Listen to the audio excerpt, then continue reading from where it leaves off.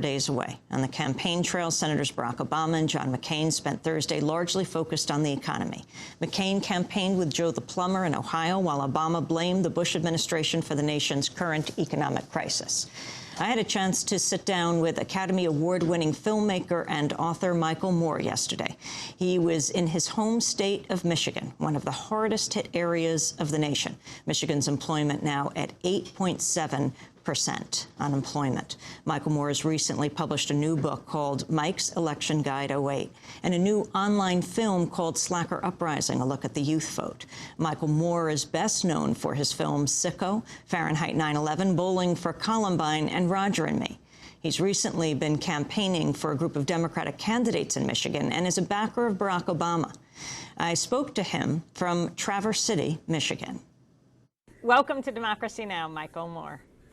Thank you, Amy. Thanks for having me on. So tell us where you are. I'm in Traverse City, Michigan. I live up here in northern Michigan. I'm actually in the local news station here, so that's an aerial view of Grand Traverse Bay and the peninsula up here. That's behind me.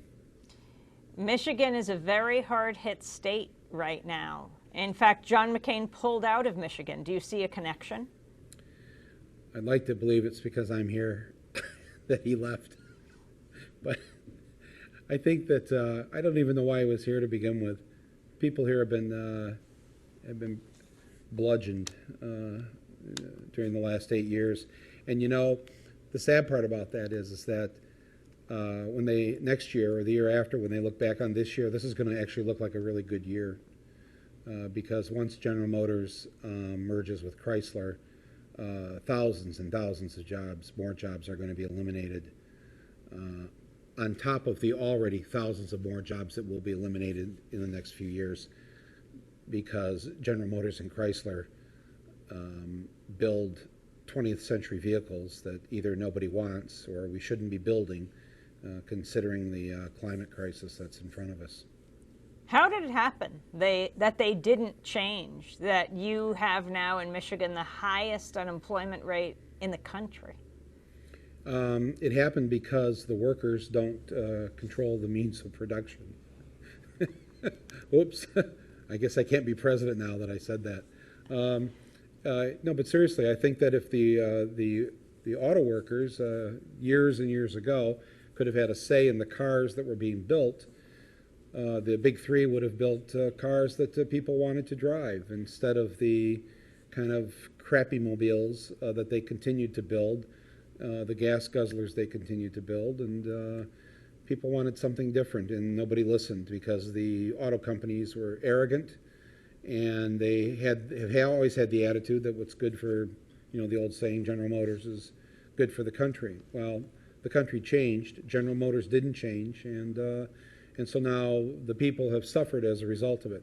If we had a democratic economy where the people, we the people, had a say in the decisions that are made in terms of how our corporations are run, the things that they produce for our society, what we need collectively as a society, we probably wouldn't find ourselves in some of the positions that we're in right now.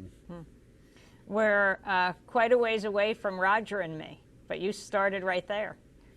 Well, that distresses me to no end to even think about that it's almost 20 years since Roger and Me. And I was saying this 20 years ago, that you know, unless we get a handle on this, things aren't going to get any better. And they didn't. They just continued to get worse. If you go back and look actually at Roger and Me now, Flint, Michigan looks pretty good. Even though 30,000 jobs at that time had been eliminated, there were still 50,000 people working there. I think the last number I saw is that there's somewhere between 11 and 13,000 people working for General Motors in Flint now. So almost 40,000 jobs less in Flint since I made that film. So it's I just can't tell you how distressing that is for me. You know, a couple weeks ago, we reported on the Michigan Messenger that had that report that said that the local Republican Party was going to be challenging voters based on lists of homes that have been foreclosed. And then it turned out that McCain at the time had his campaign headquarters, his office, in one of the foreclosure lawyers' offices. But what about the foreclosure rate in Michigan right now? Well, they're really bad here in Michigan. I think if we're not the worst, we're in the top three, along with Florida and I forget the other state, but it's literally thousands each week here, people losing their homes. And that story about the local Republican Party that was going to try and take a look at the foreclosure list in order to try and stop people from voting. You know, the Republican Party here in Michigan years ago actually, you know, they weren't great, but they used to be decent.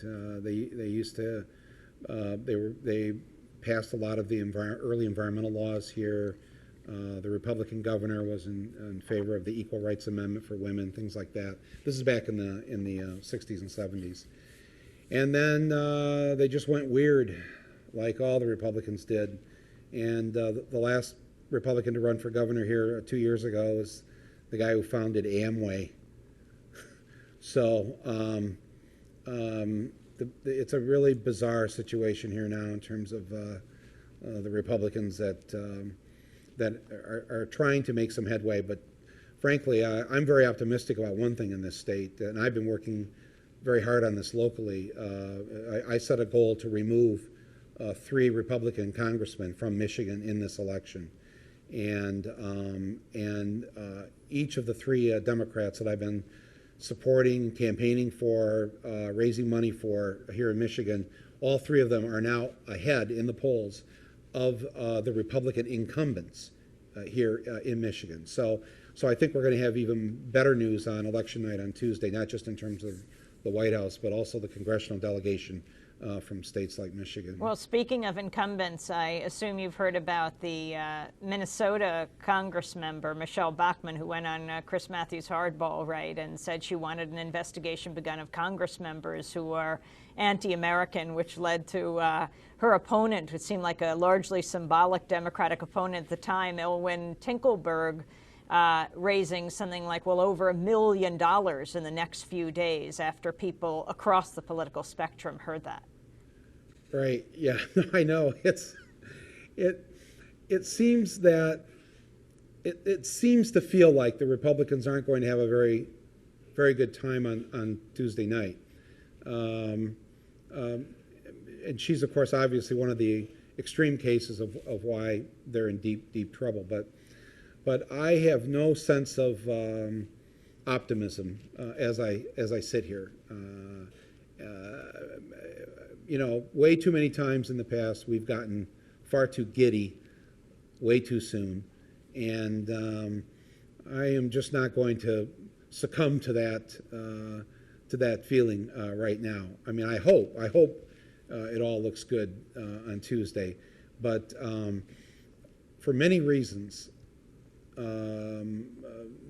there's a chance that McCain will win on Tuesday.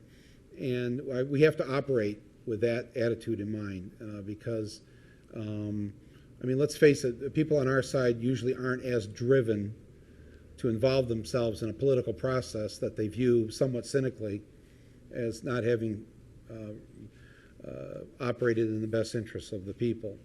And so they're not not as much as the other side is motivated to go to the polls, whereas the other side are under strict orders from, they believe, the voice of God that's in their head, telling them that they must go to the polls and vote for these good people or remove the heathens that are in violation of whatever it is they're listening to in their head. So I'm telling you, I think that's pretty powerful.